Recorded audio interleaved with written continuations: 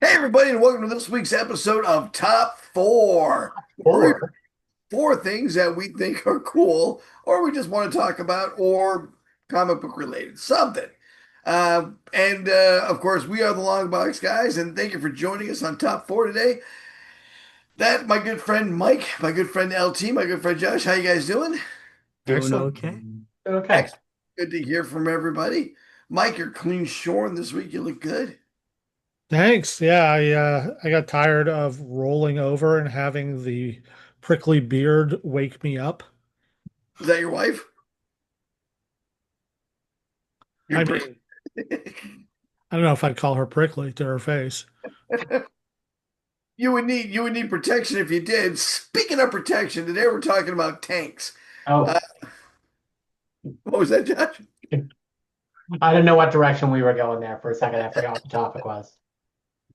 Speaking of protection, you'll need a tank. A tank, I kind of conically in a comic book, is the big bruiser you put in front of you that absorbs a lot of the damage. When you're putting together a team, you want your tank, you want your damage dealer, you want your healer, you want your guy that can shoot eye beams or lasers or something from the distance. Tank is one of those facets that almost every team needs and has, and there have been some great ones. So that's what we're going to talk about today. And we're going to start with my good friend LT because I don't know yours. Oh, wait, I just have to caveat. We're doing just Marvel comics. Marvel tanks. Yeah. All right. I, of course, am taking my favorite armored Avenger, Iron Man. So a guy who actually is part tank. Yes. Okay. Yes. And Uh, I don't usually think of Iron Man as a tank unless he's wearing like the Hulkbuster armor or something like that. But I mean, he is a tank. I mean, he has gone and fought Hulk, even without the Hulkbuster armor.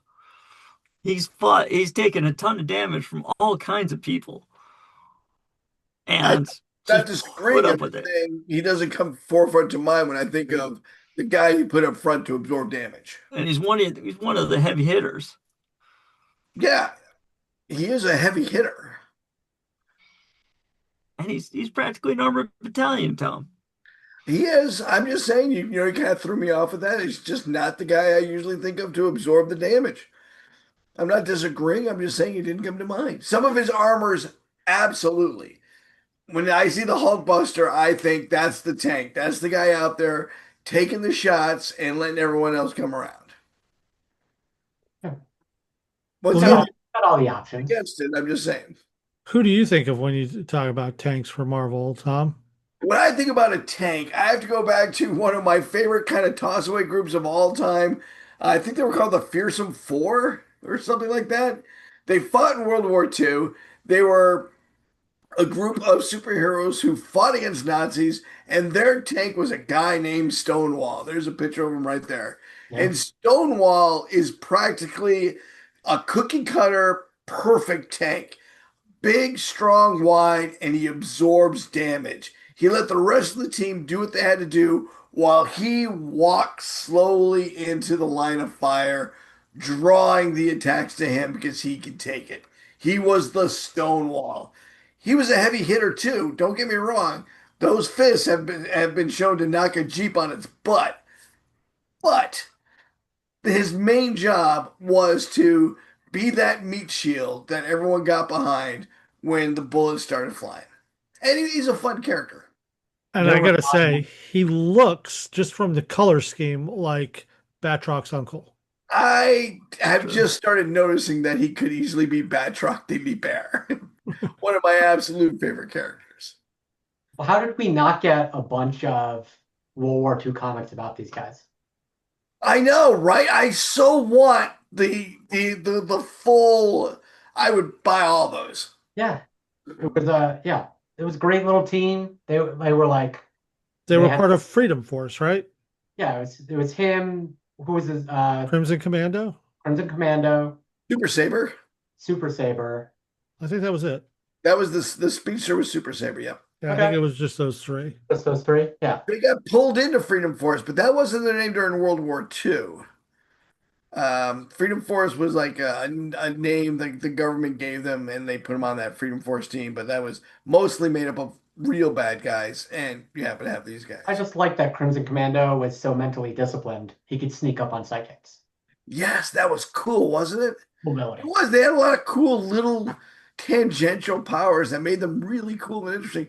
Super Saber was very happy that he could still run a 4 second mile. That doesn't make him the fastest Marvel character, even Marvel character, but that's pretty fast. Yeah. Mach 1 And punch. and he did have the supersonic punch, and he had the snap, the hypersonic snap. And Josh, you're a physics guy. Can you imagine how unbelievably painful a sonic boom right next to your head would be? Now if he did it underwater. Oh. Josh, Uh, who's your guy? He's a classic. He's my fave. Colossus. are you going to show the picture? Oh yeah, show me the picture, Mike. You Are you know the going to one show I want. the picture? Oh, there it is. You did. Make peace with your gods, little man. You are next. He's just taking shots in this photo. He doesn't get a chance to dive in front of Harpoon's harpoon, and instead he just jumps in front of Riptide, takes all the shark into the face, sees Kitty go down, and just snaps his neck. It's really the first time we see Colossus go that dark, and it just shows how much love he had for Kitty Pryde. He's a great character. He's an enduring character, and he is, yeah, just the epitome. He just turns into living steel. He's the epitome. He's thrown down at least with almost every other big-fisted character in the Marvel universe. Juggernaut, Hulk, Thor, everyone just comes up on his list. Love Colossus.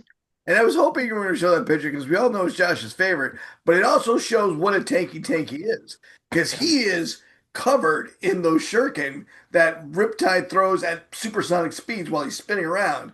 So, like a straw hitting a tree, it's going to penetrate, and it penetrates his skin. But he kept going. He is a tank. Tanky Tank.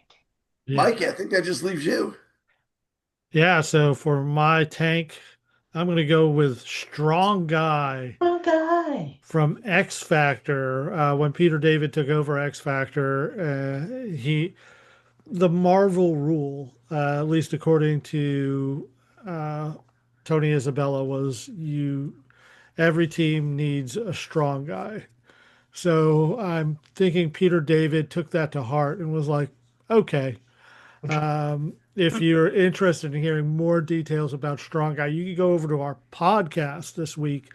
Search for Long Box Guys wherever you get your podcasts, and we are doing a whole episode on Guido, aka Strong Guy. But uh, his combination of strength, he's literally was a bodyguard, and the fact that he's got a tragic backstory and he covers up his pain with humor makes him just a lovable character. He is, and also another guy that I don't usually think of as a tank. I think of as the powerhouse of the team. But usually those two are interchangeable, so I guess it doesn't. And I mean, he was literally a bodyguard, which is as close to being a tank as you can be. Iron Man, though, by far, best snap card of the three. Colossus, unfortunately, very disappointing snap card. And Strong Guy, also a pretty disappointing snap card. So I forget what does Iron Man do? Iron Man is a 5 cost, 0 power, but he doubles the rest of the power at the location he's at. He's Oh amazing. yeah, that's right. Strong Guy is a 4 cost, 4 power, and gets an additional +6 power if you have no or 1 card in your hand. And Colossus is a disappointing 2 cost, 3 power, but he's indestructible and cannot be moved. All right, well, I guess that will do it for our episode of the tanks. Uh, but someone out there must have someone else, like Vision or someone else they think of first when they think of a tank. And if you do, put it down in the comments. Take a Yeah, little like and subscribe. We're the like, Long Box guys. subscribe. Boom, boom, Yeah. boom. You can find our regular podcast, The Long Box Guys, anywhere you find podcasts. And thanks for watching us. Bye bye.